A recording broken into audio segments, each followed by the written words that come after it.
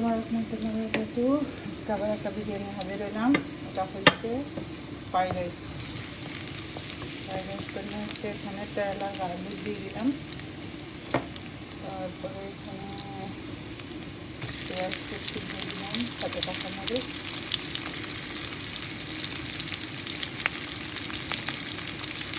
এখানে গাজর কুচি নিলাম, এখানে ব্রকলি দিব আর দিব একটা টমেটো। টমেটোটা এখানে কাটি নেই।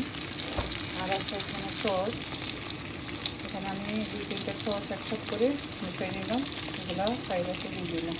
কী কী সস আছে দেখতে চাইলে পরের কমেন্টে জানাবো, দেখা দিন ইনশাআল্লাহ। এগুলোকে একটু ফ্রাই করে নিই।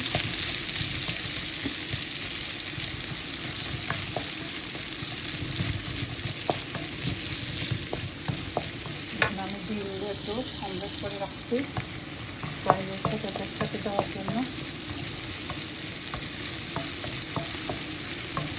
আজকাল বেশি দিন না, আপনারা দিতে চাইলে চিংড়ি মাছ, মুরগির মাংস, মুরগির বুকের মাংস দিতে পারেন।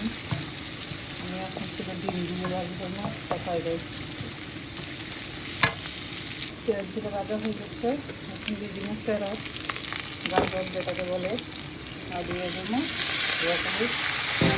এগুলো একটু ছাটা করে নেব, বেশি লাগবে না, ফ্রাইড রাইসটা বেশি ভাজা লাগবে না, জাস্ট একটু ছটে হয়ে ছাড়িয়ে দেবো ইনশাআল্লাহ।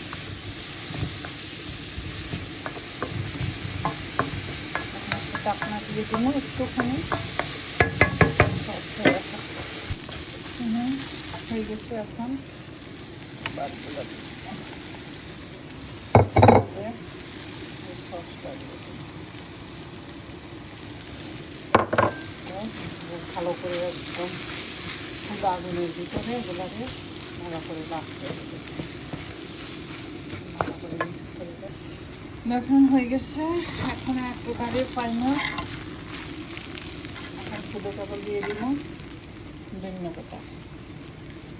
শেষ। একদম ইজি একটা রেসিপি, আপনারা করবেন, খাইবেন, দেখবেন কেমন লাগে। ভালো থাকেন সবাই। আজকের মতো আল্লাহ হাফেজ।